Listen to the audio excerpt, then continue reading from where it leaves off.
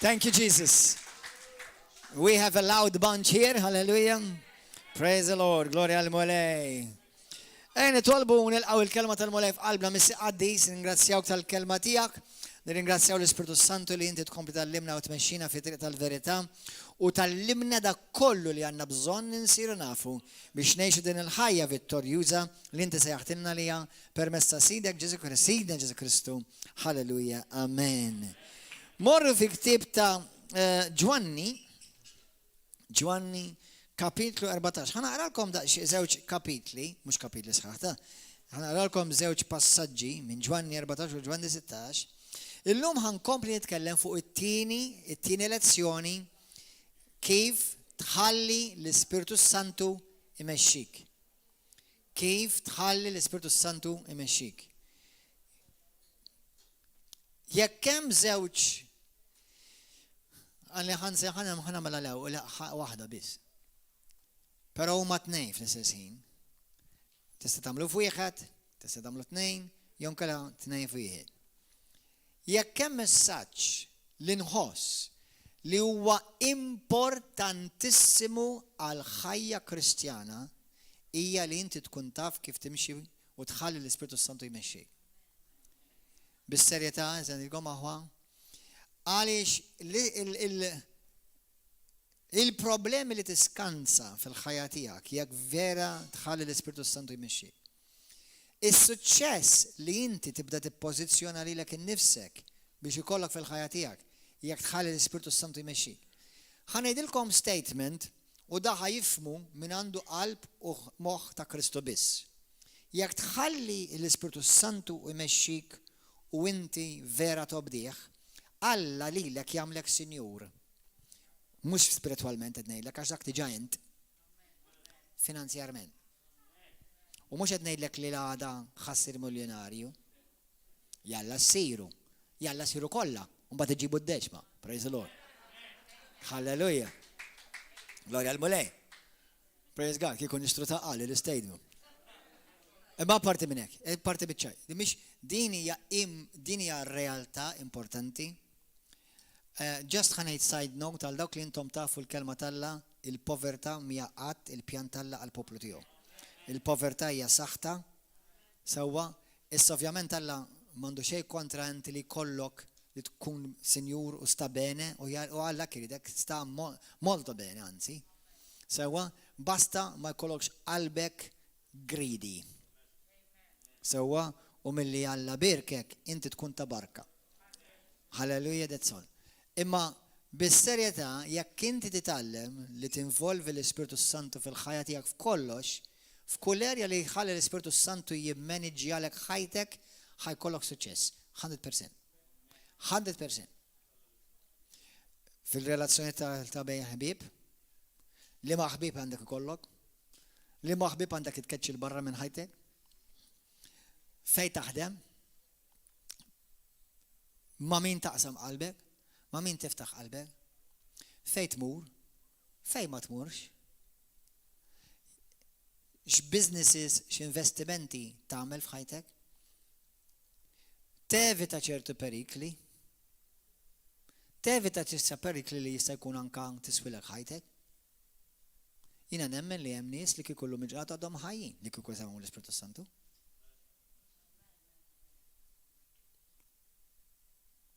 Issa dawk li marru l-ġenna kmini. Imma li kieku jiena u inti, ftakar li jiena u inti imsejħin inkunu bħal Kristu fuq din l-art. Kristu kellu suċċess għax dejjem mexa mal-Ispiritu Santu. Ħafna forsi jaħsbu naf li ħafna minnkom smajtuha stadi għax intom imdorrin bil-laħam, nirringrazzja Alla. Imma naf li ħafna jaħsbu li Ġesu kellu s-suċċess għax kien li bent Alla. Le. Ġesu kellu s-suċċess għax kien jobdi. U kien jobdi bħala bniedem immexxi mill-Ispiritu Santu.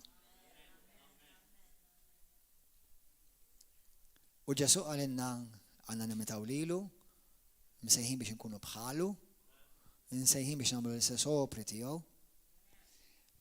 Ġesu l-inna ma għamilniex klassi taħtu, għamilna klassi miegħu.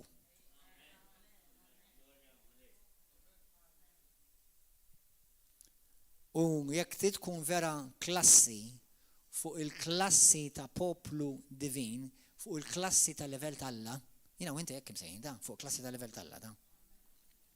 Naf li l-bnidem reliġjuż mhux ħajfa ma' di, u l-bnidem li joqgħod tertaq mill-Bibja, di ma nemminix u di mhux vera u di ma tfisser hekk, laqqas dak ma ħajmina. Dan huwa kliem għal poplu magħżul. Għal poplu li ddeċida li dak li miktub ħanemnu. Dak huwa river of love. Hallelujah. Aħna qegħdin fil-klassi tal-Alla. We are in the class of God. He made us, we did not make ourselves, u għamilna, aħna ma minniex, li ilu ħadd m'għamlu għax huwa self-existing, etern, imma aħna magħmula. U aħna bħal lidu għamilna bħalu, mhux taħtu waraj fil-istess rigward ta' klassi, rigward ta' kreazzjoni, imma għamilna bħalu biex bħalu fuq din id-dinja aħna nimxu bħal ma mexa Kristu. Amen. Halleluja. Ġwanni 14, morru hemmhekk. Żewġ affarijiet jekk inti trid tevita li tiżbalja fil-Bibja, fil-kelma tiegħek, jew fil-ħajja tiegħek, f'kollox, jekk inti trid tevita tiżbalja, trid iżżomm il-Bibja number 1 u l-Ispiritu Santu number 2. Tgħid li ma passa, mhux aħjar l-Ispiritu Santu number 1 u mbagħad il-Bibja number 2? Le. Thank you, brother. Għalkemm jinstemaw qisni qed impoġġi l-Ispiritu Santu t-tieni, però mhux. Number 1 il-Bibja ġiet miktuba u ispirata mill-Ispiritu Santu. U nista' nassigurak li l-Ispiritu Santu jrid li inti l-ewwel ma timxi mal-kelma u mbagħad mal-vuċi tiegħu. Għax mingħajr jekk ma tkunx taf il-kelma, m'intix ħatara fil-vuċi tiegħu.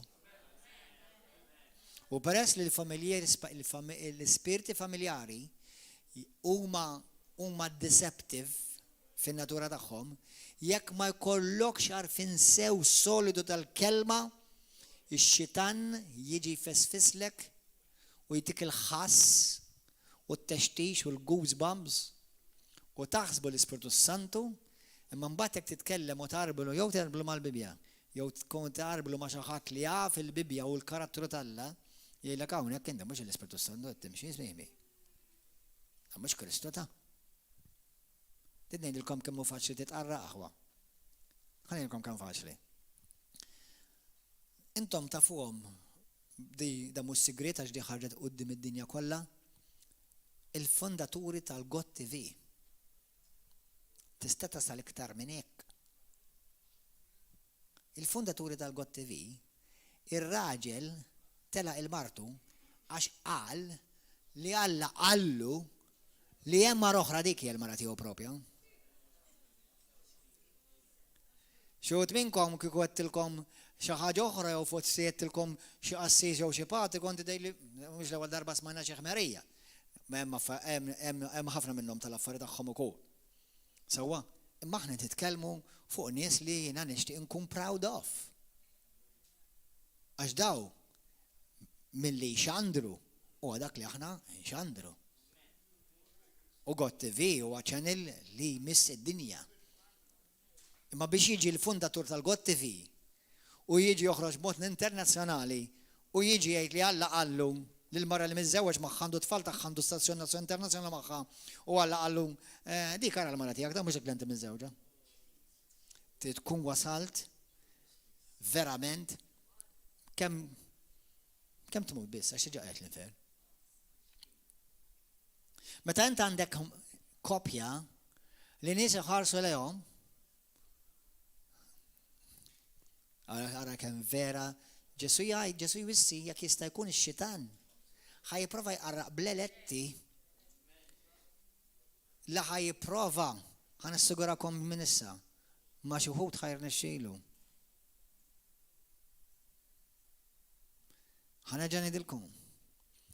La Ġesu jwissi li x-xitan ħajprova anke jqarraq bleletti ħan għaraġik, ħan wissikom, ma xi wħud ħajrnexxielu.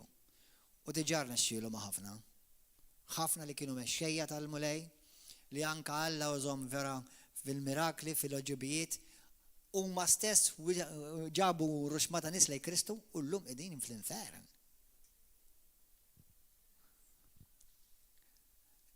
Isimgħu naħanilkom statement u rridkom tifhmuni b'moħħ Kristu. Within brackets, jekk jiġi l-Ispiritu Santu jgħidlek għamel hekk u tmur kontra l-Bibbja, tagħmelix. Tgħidli x'inti tgħidli basti. Tgħidli ma nibdix l-Ispiritu Santu. Ma kienx l-Ispiritu Santu. Imma u qed ngħidu dak għax hawn ħafna Kristjani mqarqa, inkluż fi knejjes Pentekostali, karizmatiċi. Meta int għandek koppja jimministraw il-kelma, in-nies iħarsu lejhom bħala xempju ideal. U f'daqqa waħda tfaqqa bomba u l-mara tmur ma' raġel ieħor fl-istess knisja wara li jkunu għamlu snin twal jgħidu u jgħadu xieta, jgħadu testimonjanza li dan huwa r-raġel tiegħi Alla qalli biex niżżewġu.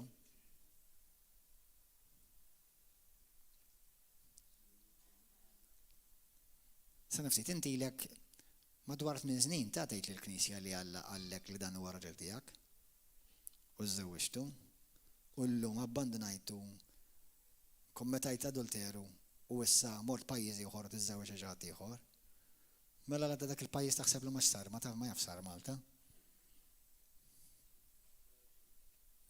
Meta int għandek nies jistgħu jkunu qed ingħatfu l-Knisja, jitolbu, jaqraw il-Bibbja, jagħmlu l-Bible courses, nies Alla anke kienu fostna hawn. U tiġi tgħidlek u jalla tismani. L-Ispiritu Santu qalli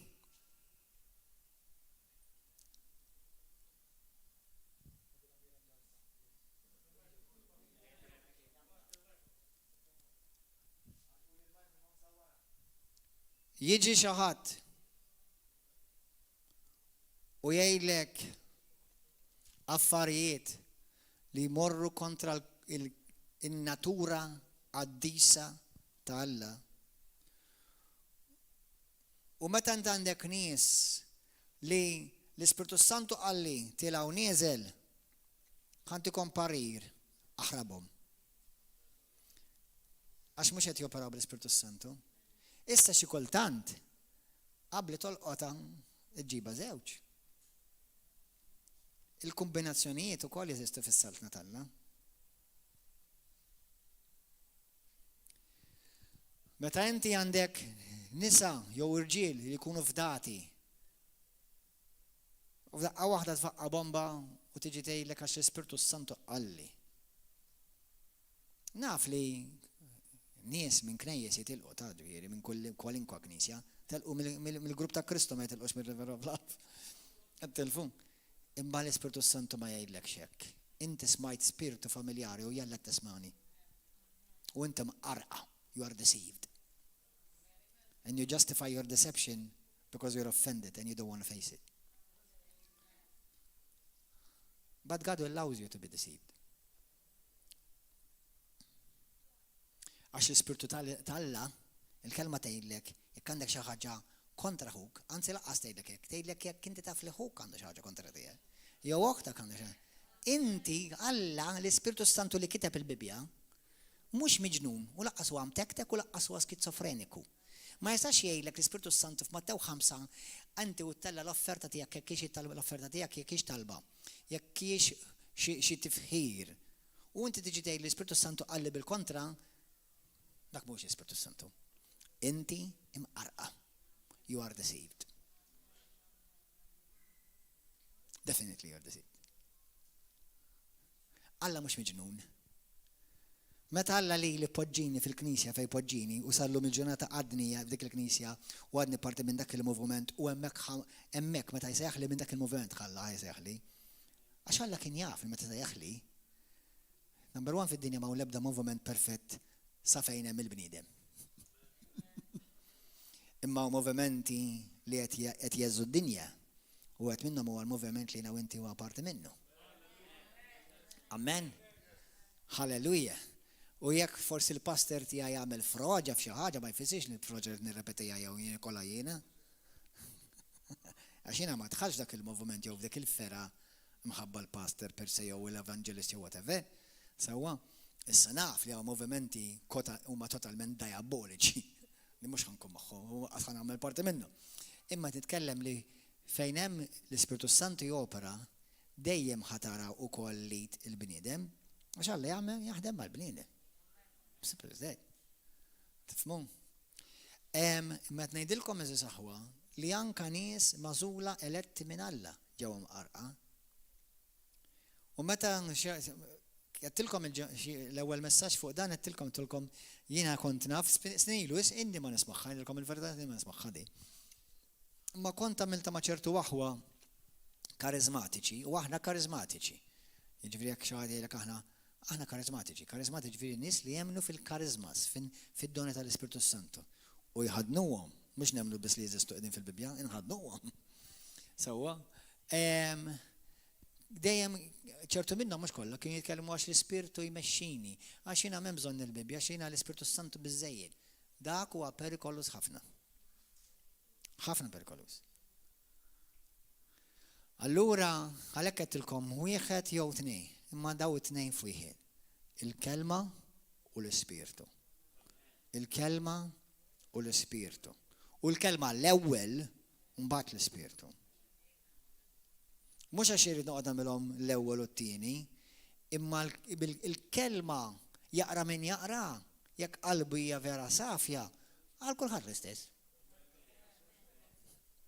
Inti Ġessu jien triq il-ħajja l-verità u ħadd ma jimront il-missijak mhux permessi tiegħi, dik ma tistax tinterpretahom modi oħra għal kulħadd l-istess. Jekk jaqra Kattoliku, jekk jaqra Protestant, jekk jaqra Evangeliku, jekk jaqra Musulman, jekk jaqra Pentekostali, Battista, kulħadd l-istess, ħajfa ma dik. Biex ma tifhimha differenti, ti tkun moħħok nofsok kapuljan. Jiġifieri il-kelma b'dottorini maġġuri titkellmu ta' mhux affarijiet li huma ambigwi, kulħadd ħajfhem l-istess. Ma tistax tmeri l-kelma miktuba. Imma l-Ispiritu Santu nista' mmerik. Jew almenu int minn għalik l-Ispiritu Santu għalek hekk u jiena minn għalik l-Ispiritu Santu għalija, il-min ħadd meri. Imma l-kelma ma tistax meri għax hemm miktub. Bħal meta jiena ngħidlek tgħid kelma u ġimgħa wara tgħidli le mhux hekk tgħid le pastor. Le ma jien hekk tgħid le mhux hekk tgħid le minn ħajmerina. Ktibni għax imkien di? Mela ma kienx miktub, mela dak li tgħid int huwa kontra dak li ngħid jien li wieħed minnu dajjeb. Saw jiena tajja, jew int, jew tnejn aħna, spessjajna. Imma wans li hija miktuba, anke meta tagħmlu għeda u kontratti, kollox bil-miktub titagħmlu. Għax ġimgħa oħra l-affarijiet jidhru differenti. Anke brid tkun xi ħaġa inti brid tkun inżejt. Fil-sitwazzjoni tkun qed xi ħaġa. Anyway, allura Alla li jaf l-affarijiet kif għandhom isiru ħafna iktar minnha, l-ewwel ma tagħna hija l-kelma. U l-bniedem għaqli jibni ħajtu fuq il-kelma. U mbagħad il-bniedem li għandu l-ġuħ Alla jkompli jinbena bl-Ispiritu Santu. Ħanejdilkom bl-aktar mod ċar. Kattoliku, Protestant, Ortodoss, Evangeliku, Pentekostali, inċint ma tistax kun Kristjan vera, timxi fil-verità sħiħa mingħajr il-Bibja. Impossibbli. Mhux diffiċli, impossibbli.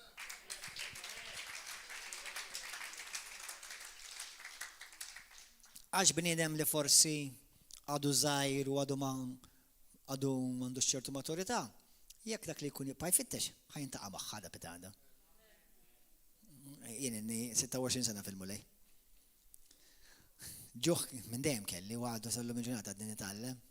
Imma kien hemm affarijiet forsi ma kontx għadni rajthom fil-bidu, mbagħad rajthom ftit wara xi tibda taqra. Ara. Imma allura l-kelma dejjem sikura. Għandek l-assurance tal-kelma. Vers 12, mela, anzi mhux 12, minn vers 15. Jekk tħobbuni, ħarsu l-komandamenti tiegħi. U jiena nitlob il-missier u hu jagħtikom difensur ieħor biex jibqa' magħkom għal dejjem. L-ispirtu tal-verità li d-dinja ma tistax tirċivija.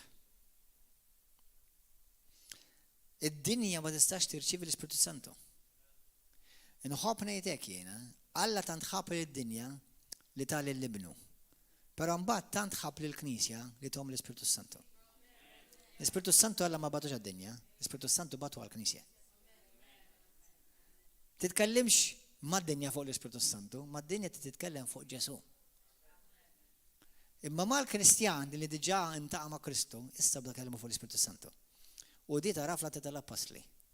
Intom irċevejtu l-Ispirtu Santu meta mintu mela hemm Ispirtu Santu? Mela kellhom il-Kristu. Kienu salvati, ma kienux jafu li hemm Ispirtu Santu. U salu il-ġurnata daw il-Knisja issibhom fil-kontaniere. Issibhom ħafna f'kull denominazzjoni. Qablu jħobbu l-Ġesu. U jekk għandhom il-Ġesu huma salvati. Infatti jekk għandhom il-Ġesu, xort għandhom l-Ispirtu Santu, da? Sewwa, għazok ma jġux separati. Imma mhumiex mambda fl-Ispirtu Santu. Sewwa, jekk inti ma tistax timxi ma' xi ħadd li għadek ma rikonoxxejtx. Sewwa, imma anke nies li forsi ma jħadnux id-doni, xort għandhom l-Ispirtu Santu, ma tantx qed iħadmuh. Ma tantx qed jimxu miegħu, ma tantx qed jirrikonoxxuh, anzi ħafna minnhom xejn, totalment. Anzi iktar meta jispiċċaw jitolbu l-qaddisin u l-patriarki u r-razza u radika. L-Ispirtu Santu dak laqas qatt ma xemmuh. U jista' jkollok it-titli kollha quddiem u wara. Biex ma jfisser xejn.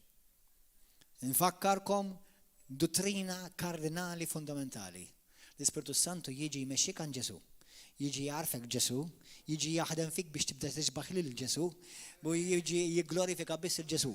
U l-ħadd iktar.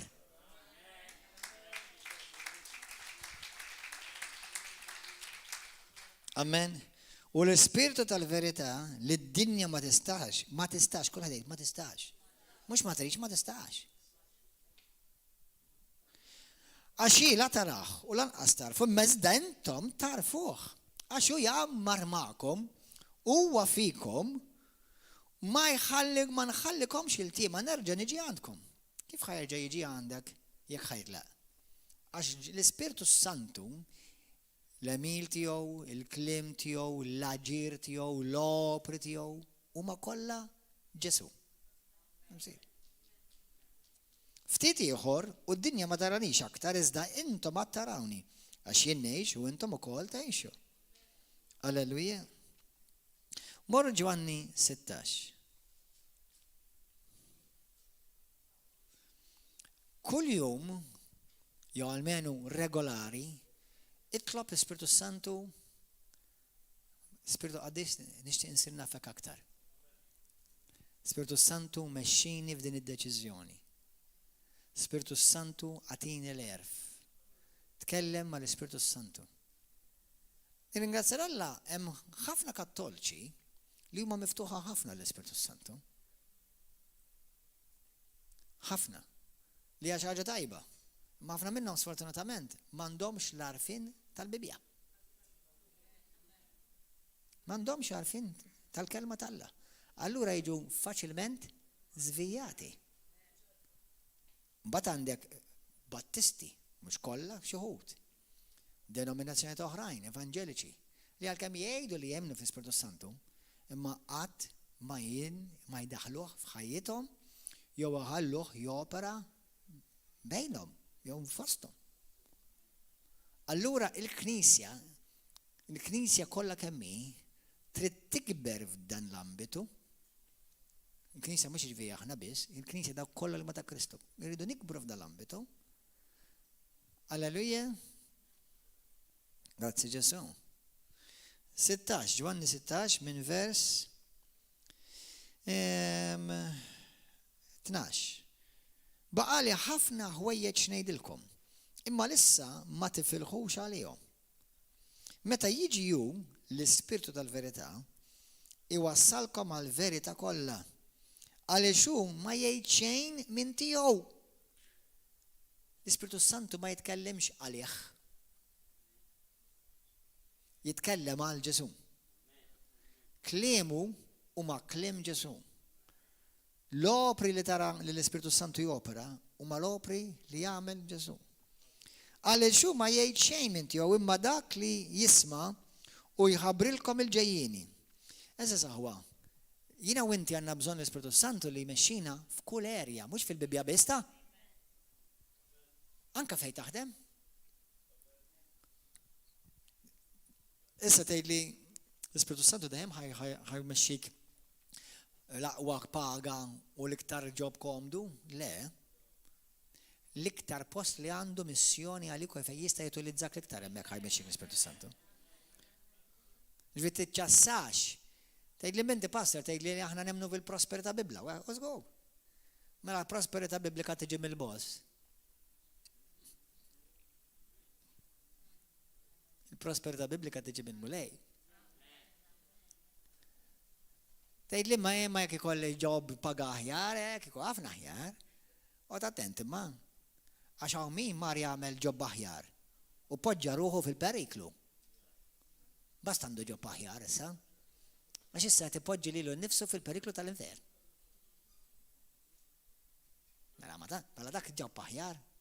Dik hija l-prosperità li Alla jaħseb li għandu għalik. Aħjar taħdem ġob, tgħidu hemmhekk ħamur naħdem.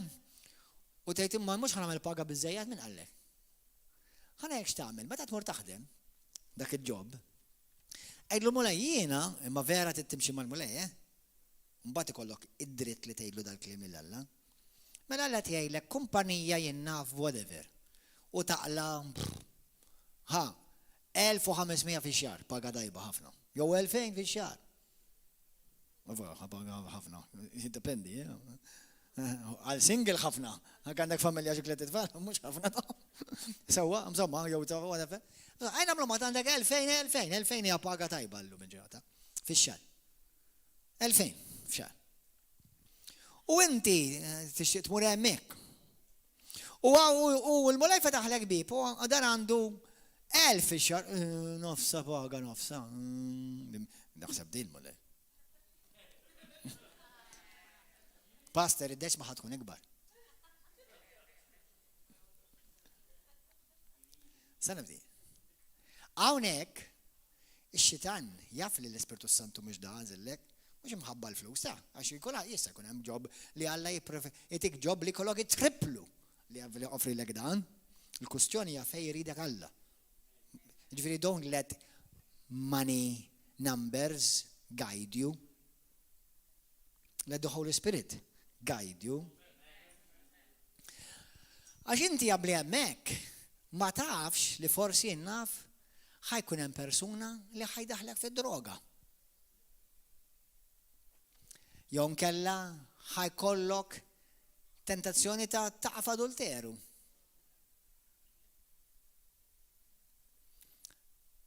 Tista' Alla jużak hemmhekk iva. Imma peress li inti l-assignment tiegħek mhux hemm, inti tkun dajjef hemm. Ftakkur meta l-Ispiritu Santu mexxa lil-Elija u l-Ġeremija, speċjalment il-profeta Elija. Tiftakru meta l-mulej qallu murant waħda armla. Għandu armla ħadbatni hemm dak is-sinjur għalli offri li mur għandu familja, għandu sodda kuxinu kollox tajjeb l orkondix għamur għadem tajjeb. Għallu murant armla.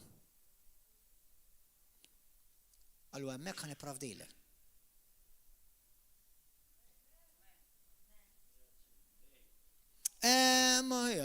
Hawnhekk iktar viċin, nifranka t-traffic. Ħanejlkom aħwa. Meta mexxikom l-Ispiritu Santu, it-traffic jeqsar għax jekk tqatta dak il-ħin fit-traffic mal-mulej, tex kemm jiswilek ta' ġid? U minflok taraħ bħala ħela ta' ħin, taraħ preparazzjoni ta' ħin mal-mulej.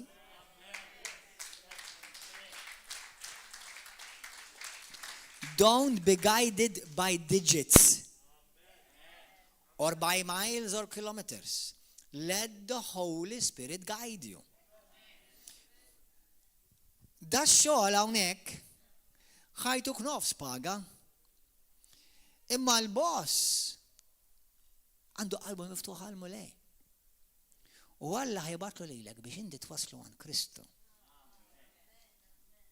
Dar raġel li salva permezz tiegħek u wara tliet xhur tik promotion u taqled dak tliet darbit iktar milli kont se taqlek tal-men.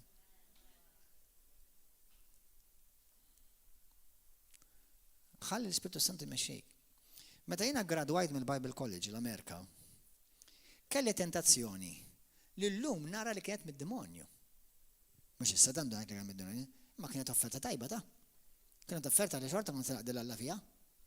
Kien hemm denomination kbira pentekostali, għalu li hemm knisja għandhom bżonn pastor u inħallsuk ħantuk paga tajba, ħantuk id-dar u għandek il-karozza.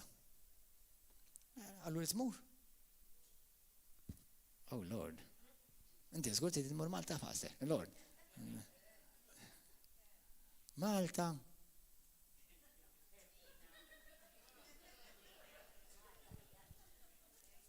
Malta. Dak offru li knisja.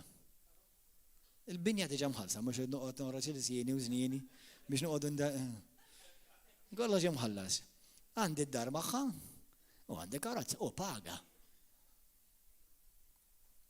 Jiena minn snin twal. Ma kellix penny liħ paga ta' pastor da. Snin twal. L-ebda pastor talla ma tħallsu u tagħtih paga. L-ebda wieħed. Imma bħalma tgħid il-kelma talla min jipredika l-Vanġelu. Għandu issa ma jfissirx għax tmur titpredika l-Vanġelu u titċaħġa tal-flus tu. Skont jiddependi minnu l-boss tiegħek. Jekk il-boss tiegħek huwa l-mulej, il-flus ġejjin. Amen. Imma qed ngħidilkom daw l-affarijiet jiġifieri. La, ara ħanejlek, ix-xitan dejjem irid moħħkom hawn. This is a word from heaven right now. Satan wants to rush you for promotion. God isn't like that. God wants to first transform your character and then promote you.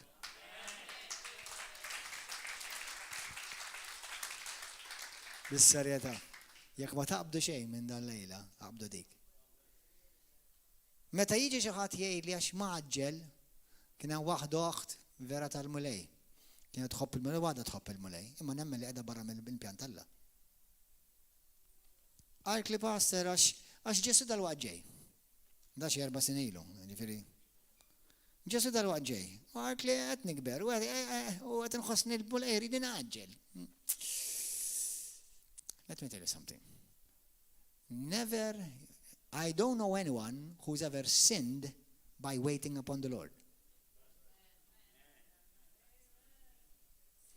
Ma naf il-ħadd li xi ħadd għad dineb għastenna il-ħin tal-mulej. Ħafna mill-Kristjani jimmissjaw l-Alla għax għaġġlu.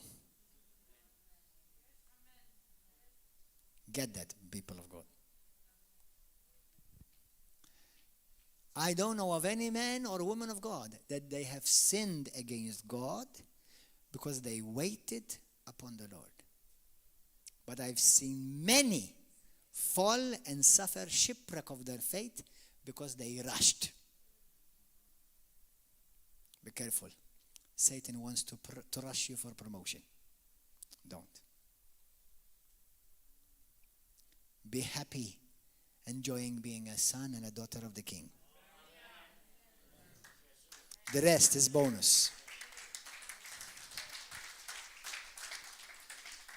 Issa ngħidulkom bis-serjetà. Bl-akbar serjetà infatti. Għalhekk għaqdu lil mulej qalbkom kollha bħala awliet adottivi li ġejtu mogħtija ta' għand gwiet kbir. U dak li tagħmlu għall-mulej tagħmluh minn qalbkom b'ringrazzjament. Mhux għax trid promotion. Issa, iż-żmien jiġi li kolkom promotion. Ma l-promotion vera ma tiġix mill-bniedem, tiġi mill-mulej. Imma lek niftakar Brother Hagin kien jgħid aħjar tkun step wara Alla mill-istep qabel Alla. Aħjar għal dawk li ħajżewġu U naf aħna hawnhekk naddukom mill-arbil biex iżewġu. Imma aħjar tistenni iktar fejlek milli taġġel. Min aġġel tafuh il-proverbi Malti. Mhux tates omja għamlu daw. Papri omja. Mbagħad ħadna duck Chinese style. Spring rolls. Għalhekk l-Ispiritu Santu ma jaġlekx. Ftakar Ġesu qal jien dal-waqt ġej. Ilu 2000 sena. Meta xi ħadd jgħidlek dal-waqt għax iridu naġlu fejn jiġu affarijiet eterni u affarijiet kruċjali taġġilx. Il-proverbju Malti jgħidlek aħseb mid-darba waqta darba. L-Ispiritu Santu taġġlux. Għed ngħidilkom fuq deċiżjoni ta' kruċjali, mhux qed ngħidilkom fuq wedek li diġà huma tejjak, ninti mbagħad tħaddanhom u tħaddimhom il-fidi bħal fejqan, salvazzjoni, maħfra, paċi. Dak mhux qed l-Ispiritu Santu mhux ħejlek, stenna sena oħra u ntik il-paċi, mhux ħejlek hekk. Il-paċi irċievi issa, il-fejqan irċievi issa, l-imħabba tal-mulej irċievi issa. Dak huma diġà wedita għalik. Ma fejn jiġi min il-mara ta' ħajtek, min ir-raġel ta' ħajtek.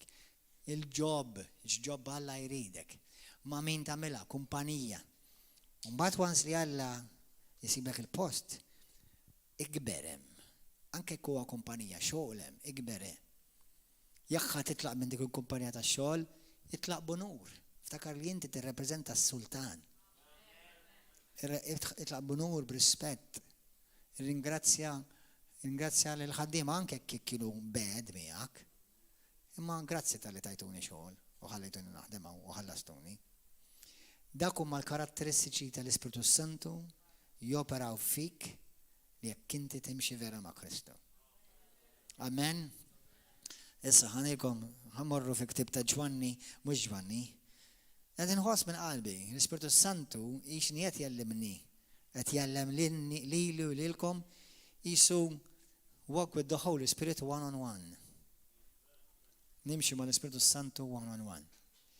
Għax ħafna mill-Kristjani hawnhekk jimmissjaw aħwa. U fi żminijiet li aħna qegħdin innejxu, f'kollox ħanejda apert, Spiritu Aziz aħwa Maltin u Għawċin. Toħodha l-vaċin jew ma toħodix. Jew it-tieni vaċin, jew it-tielet vaċin u min jaf kemm il-vaċinat iridu jintroduċu. Ħandelkom kelma, naf li ħafna nies li ma jafux l-Alla u m'għandhomx l-Ispiritu tal-Alla mhux ħaqblu miegħi. Għandek kull dritt bħal m'għandi d-dritt jien. Itlob l-Ispiritu Santu jmexxik.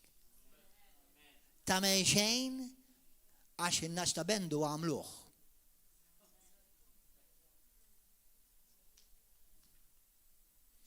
Tgħidli inti allura għax kontra le. Forsi għal di tajjeb u lilek joqtlok. X'ħat tagħmel imbagħad? Imma mhux hekk kulħadd tagħmilha. Imma lilek sabtet. Għax inti suppost kellek l-Ispiritu tal-Alla fik, imexxik. Mhux in-naxxa bendu jbexxuk. Alleluja.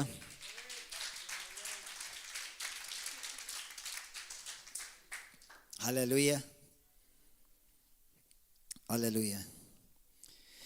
Romani kapitlu 8.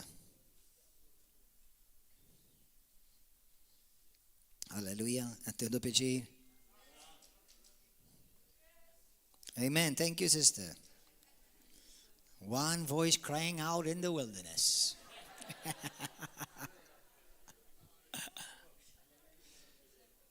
Ismaw, vers 14.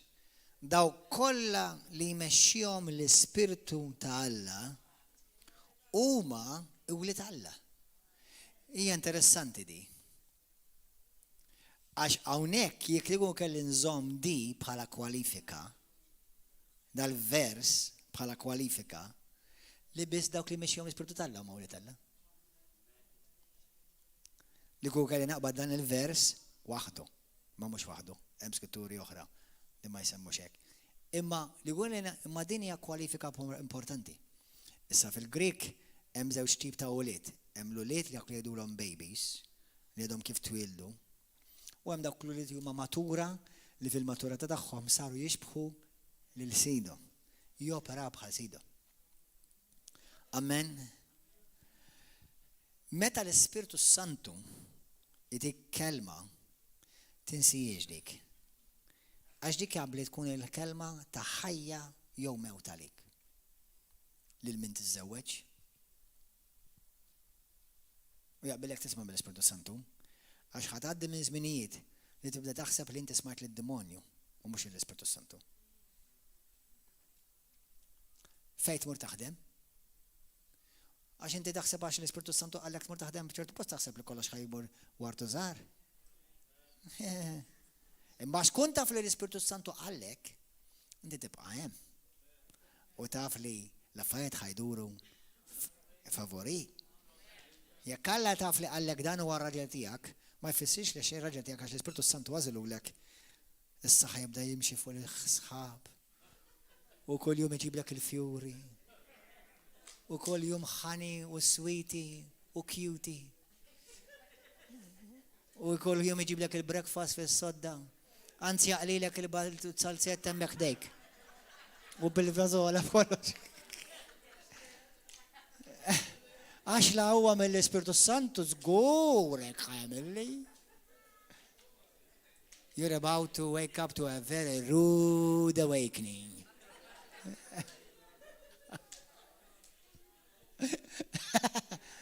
Ma x'għandek kelma mill-Ispirtu Santu? Taf inti li minn dak iż-żwieġ ma tista' titlaq qatt. Għalhekk dak li għaqad Alla ma jivirdu l-ebda bniedem.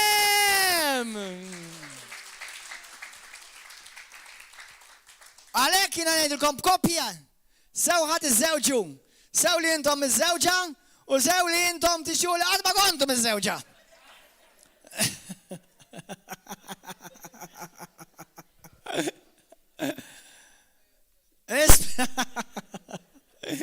Le, biseta, għax meta inti tgħaddi jekk hux ġob, jekk hux relazzjoni, jekk hux żwieġ, meta tgħaddi minn problemi, tabda tiftakar imma l-mulej qalli. Imma l-mulej qalli. U jiena u int ma nistax nkunu ta' skandlu da. Ma nistax ngħidlek illum ara l-mulej qalli. 10 snin ilu, 10 snin ilu, u 20 snin ilu l-mulej qalli dik hija l-mara tiegħek. Imma f'daqqa waħda, peress li issa ġiet tal-Covid, issa ma sedder ma ditx il-mara tiegħi, issa set mara oħra. Issa aħna moderni. Das good. Inni ma swaħħali. Ma tifmu, għalhekk imma meta tisma' mill-Ispirtu Santu, xemx u xita, rat u beraq, sħana u skasħa. L-Ispirtu Santu għalli.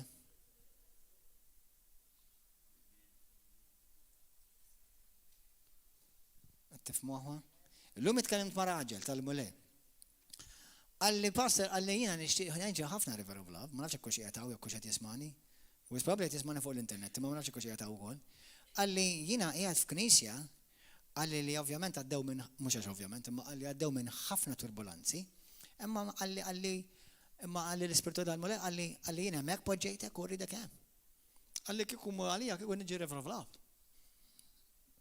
Qed tifhmu? Għetlu tinqalax minn fejn poġġek l-Ispirtu Santu. Kulħadd jieħu pjaċir imur restorant meta jkollu ħafna nies. Dak ir-restorant mur meta inti tkun l-unika klijent.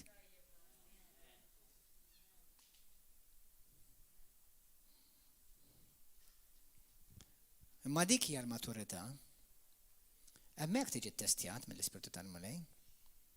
Hemmhekk inti qed turi li inti vera immexxi mill-Ispirtu Santu, mhux miċ-ċirkostanzi.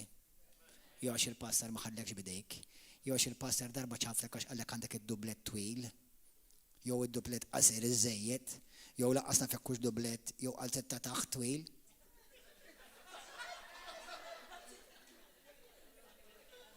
Għax il-pastor kisirni. Mela, mux għax l-Ispiritu Santu għallek, mela. Imma inti l-nis ma xed tegħidilhom hekk. Tgħidilhom l-Ispiritu Santu għalli. L-Ispiritu Santu qatt ma għallek. Għalhekk ħafna nies jiġu mqarqa. X minflok jiffaċċjaw id-dnub u jindmu minnu. Jien żbaljajt. Praise God, join the club. Issa irranġa ħajtek and life goes on. Mux toqgħod tgħid għax mhux jiena għax il-pastor jew il-leader jew għax il-bidjaknu għax dik l-oħta dik titib. Take ownership for your mess. That's it. And if you do, you will find grace. Hallelujah. And you will become a true, mature son of God looking like your Savior. Hallelujah. Amen. Grazie Gesù. Hallelujah. Daw kolla li mexjom l-Ispiritu tal-Alla u mawli tal-Alla. Għax intom marċevejtux l-Ispiritu li wassalkom għal jasar biex terġaw tiqgħu fil-biża', imma rċevejtu l-Ispiritu li jagħmel minkom ulied adottivi u li biħaħna issa nistgħu ngħidu Abba Misier. Ħamorru fi ktieb tal-Proverbi kapitlu 20 malaj. Kull jum l-Ispiritu Santu qed imexxini. L-Ispiritu Santu mexxini. U ħanilkom għal eżaħwa risqin lej il-vesta tal-Pentekoste. Mhux qed ngħidilkom stennew għall-Pentekoste, però żgur ix-xenqu li tiġu mimlija bl-Ispiritu Santu, mamda bl-Ispiritu Santu u tkellmu bil-lingwi tal-Ispiritu Santu. Infatti jekk intom għadkom qatt ma rċevejtu il-mamudija tal-Ispiritu Santu fejn titkellmu bil-lingwi ġodda, please ix-xenqu għaliha tolbu l-Alla jimlikom jammidkom bl-Ispiritu Santu u tkellmu kemm tifilħu bil-lingwi. Għax hija wieħed mill-iktar eżerċizzji b'saħħithom għandna bżonn juża fil-ħajja tagħna li nitkellmu bil-lingwi. Tkellem ħafna bil-lingwi. Għandek il-benefiċċji huma tal-bliħ benefiċċji. Ma waħda minnhom fuq din it-tema li nitkellmu hija tagħmlek iktar sensittiv għall-vuċi tal-Ispiritu Santu. Tkellmu bil-lingwi. Tkellmu bil-lingwi. Tkellmu bil-lingwi tal-Ispiritu Santu.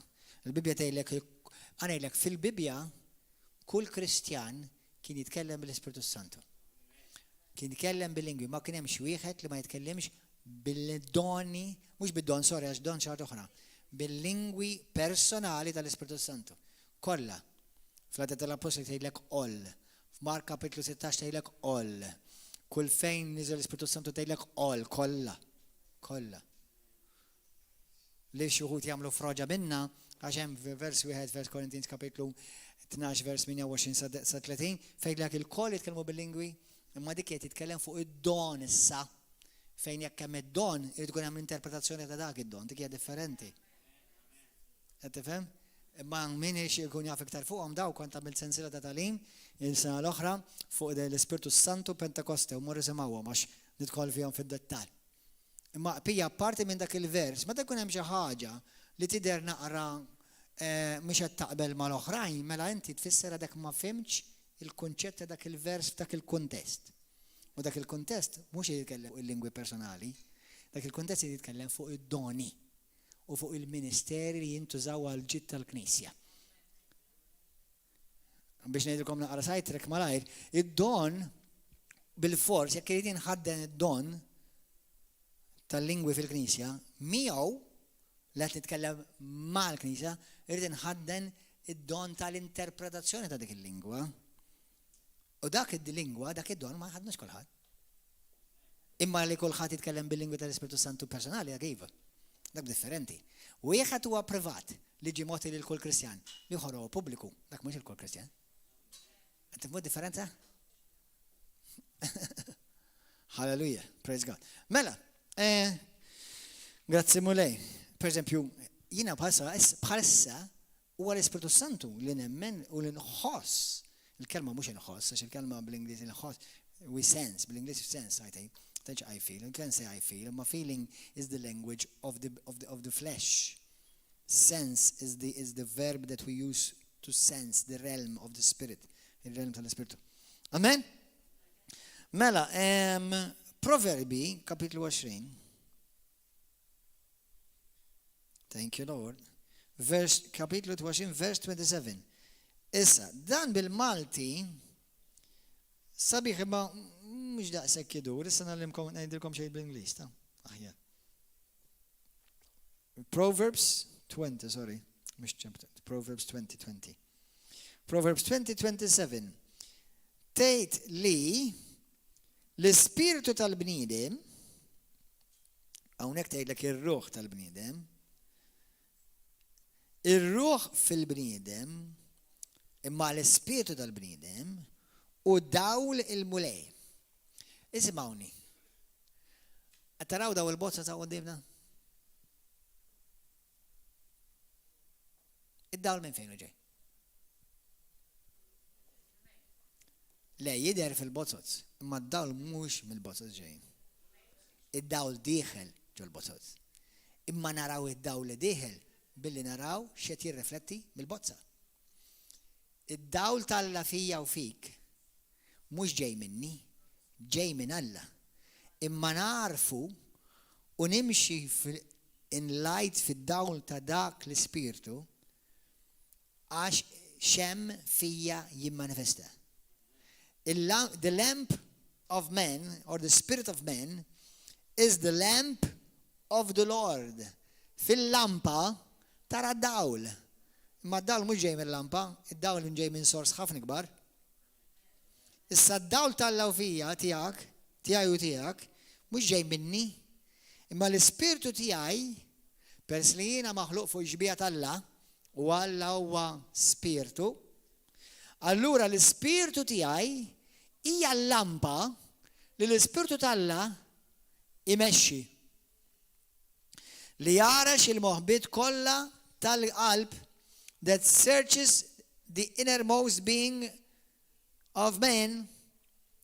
27, ħanaraħilkom. The spirit of man is the lamp of the Lord, searching all the inner depths of the heart. The spiritu tijaj u tijak, il-Bibja tgħidlek, is the innermost being. The innermost being. L-Ispiritu Alla fil-lezzjoniet li ġej, ħankomplu nitkellmu kif jiena u inti nitalmu namlu deċiżjonijiet billi nisimgħu l-Ispiritu Alla li jitkellem fl-Ispiritu tiegħek. Make sure li jiena u inti, għalhekk jiena u inti importanti li nżommu din il-lampa nadifa. Żomm il-lampa nadifa. Imxi fil-maħfra, imxi fil-dusija, tħallix affarijiet li niktu l-Ispirtu Alla jidħlu fl-Ispirtu tiegħek. Għax inti tispiċċa tibda tarxu l-Ispirtu tiegħek. Qed tifhmu? Iktar jew tisamtu, iktar ma inti timxi f'obbedjenza lejn il-mulej, iktar l-Ispirtu tiegħek ħajkun sensittiv għal kif imexxik l-Ispirtu Alla. Hallelujah. Praise and worship team, would you please come? Hallelujah. Mela kulħadd jgħid warajja jiena spiritu maħluq minn Alla, spiritu maħluq fuq ġbija tal-Alla. Il-bniedem ta' ġewwa tiegħi, il-bniedem ġewwieni tiegħi, il-lampa tiegħi huwa l-bniedem minn fejn imexxini l-Ispiritu Alla. Halleluja. Qabel ma nispiċċaw ħanidilkom dil-frażi. Alla dejjem jixtieq u dejjem xtaq li mexxina. Mill-ġnien ta' Eden fil-bidu tal-kreazzjoni naraw Alla jixxennaq li jimxi mal-bniedem. Jimxi miegħek, imexxik, jiggwidak, ikollu xirka ħaġa waħda miegħek. Il-mulej huwa interessat fik f'dak li għandek bżonn fil-ħajja tiegħek. Bħal raj li juhu pjaċir jagħmilha man-naġ tiegħu u jmexxi lin-naġ tiegħu warajh. Għattaħin magħhom għandu l-istess riħa tagħhom. U bħal raj, in-naċ jarfu, jitalmu, jarfu, leħnu u jiddistingwuh minn ilħna oħra. Għaziz aħwa, waħda miċwivet li jina u inti hemm ħafna diversi, disana ma jidilkom waħda hija titolbu ħafna fl-ispirtu. 2, make sure li tqatta ħafna ħin titlob taqra l-kelma. 3, min jimxi fid-dawl bħalma hu fid-dawl jixxirku Alla u jixxirku mal-aħwa. L-ewwel Ġwanni kapitlu 1 vers 7. Imma waħda miċwivet li issa di tiġi mal-wara raba waħda u l-ħames waħda hija li inti tqatta ħin waħdek mal-mulej. Issa tiġi tgħidli ħanqatta ħin ma' waħda mal-mulej l-erba' filgħaxija, s-siflaxija u ħadd fil-ħodu. Għax that is out of order. Inti tqatta ħin waħdek mal-mulej, mhux meta wasal il-ħin biex tqatta ħin mal-familja. Fin-naturali jgħidlek dax ġaralu, dak kull darba li ntaqgħu dejjem jgħid ħajmur qatta waħda waħdu. Għattifem? Allura, u hekk lill-mulej għandek jekk tiġihom kollha inti s-services u jalla tiġihom kollha, jiena kollha kont immura, mhix jiena kont bil-ġuħ u għadni tal-lum. Tiġi 6 sigħat il-fellowship inti u tiġihom kollha. Imma jekk tiġihom tiġi 4 sigħat approximately. Mhux dawk l-4 sigħat li inti għandek mal-familja max-xirka li għandek bżonn ħafna fir-relazzjoni tiegħek fil-mulej. Tmur tirreplacehom mal-ħin tiegħek waħdek mal-mulej. U ħaneġ ħaġa oħra. Għassi ġitej li hemmhekk kien ammur nevanġelizza. Għandek roxma ta' ġimgħa, jiem oħra fil-ġimgħa u sigħat oħra tmur tevanġelizza. Il-ħin li inti tiġi tirċievi, tixxierek, tfaħħal Alla, hemmhekk qed tmur tevanġelizza. I'm sorry, and I believe it 100%. Something is not right. Something is absolutely not right. U probably qed taħbar, qed taħrab minn xi offense. U nħabba wara li mort nevanġelizza. Jew mort nagħmel discipleship. Let's grow up. Alla ma jgħidlekx waħda jew l-oħra. Ix-xirka hija bżonn juża, kemm hija bżonn juża tqata' ħin fil-kelma. Da bħal min. Kienet ħejkin jgħidlek hawn il-Kristjani jew jaqgħu in-naħa ta' diċċ, jew jaqgħu in-naħa l-oħra tad-diċċ. Ħafna mhumiex kapaċi jżammu triq tan-nofs. Jew jgħidulek għax jiena naqwa jiena u l-mulej mal-bibja u l-bibja waħdi.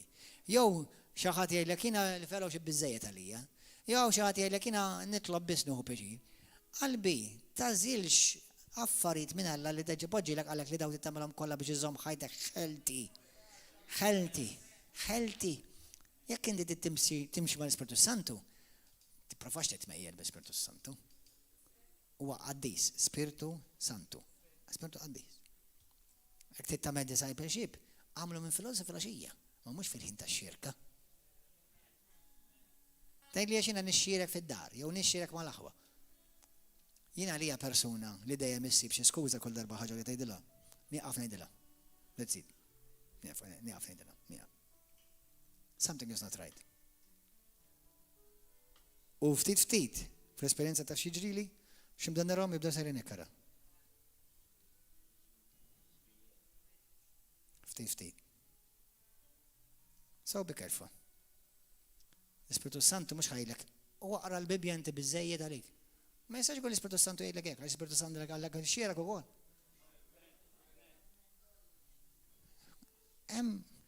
Inti immaġina kieku jiena bħalma jaħraġġaw, pereżempju, għandek ħafna koppji jew irġiel. Jiena pereżempju jiena nħobba l-familja, jiena naħdem daqs kelb, nġibrhom il-paga, nara li għandhom edukazzjoni tajba. Jaħsbu li għax daqshekk qed jagħmel dax-xogħol, jaħsbu li huma papa tajjeb daqshekk. Papa tajjeb. Tajjeb dak u dak huwa dmir. Imma ħin mal-mara u mat-tfal qiegħed qatta tillab mat-tfal int. Għax it-tfal mhux ċekk iridu ta' għandhom bżonn id-dadi. U ċertu Kristjani jekk jagħmlu, they either follow one ditch or the other.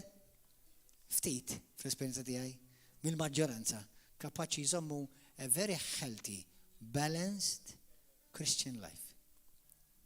U jalla il-poplu ta' River of Love ikun dak il-poplu. Amen. Hallelujah. Thank God. Ejja nqumu eżisa, ħwejn nitolbu. Ħadtu pjaċir? Grazzi Ġesu. Ejja nitolbu miegħi issa stess. Jekk inti llum tixtieq tagħti ħajtek il-Kristu Ġesu l-ewwel darba f'ħajtek, din hija l-opportunità tiegħek biex inti jkollok is-salvazzjoni, dinu bidek maħfura u jkollok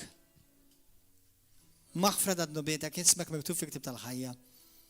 Jek għaw xaħat illum jixin ta' ħajtu l-ġesu għalidek. Għalidek, għaw xaħat tixin ta' ħajtek il-Kristu għalidek jissa stess. Għaw xaħat. Jek inti tara dan fuq YouTube, Facebook, jew televizjoni, u xie ta' ħajtek il-Kristu għalidek talba waraja minn qalbek jissa stess. Ejlu dar klimi warajja. Missa għaddis. Grazzi ta' ibnek Ġesu. Grazzi li inti tmexxini fil-verità kollha tal-Ispiritu Santu. Għallimni nos il-kelma tijak. La tħallina għat nġim ingannat jom arraq bl-ebda mod. Għatini mħabba ġenwina f'qalbi għal-verita. Ġessu, ejja f'qalbi.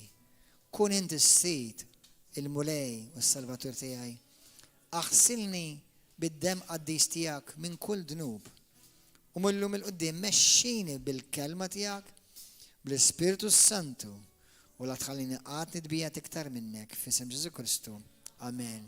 Jekk inti għaddik it-talba minn qalbek illum nixtieq nistiednek biex inti tibatinna ismek jew kull jomok, ħanibatulek dal-ktib. Da bl-Ingliż, insomma, jew bil-Malti l-istess ħaġa, il-Weda ta' Ġesu Kristu, jew The Promise of Jesus Christ. Ibatinna ismek kull jomok, kull indirizz, u nibatulek fil-posta b'xej. Il-pija narak hawnhekk is-sib li ġej fis-7 ta' filgħaxija, l-4 fis-7 u l-ħadd fil-10. God bless you.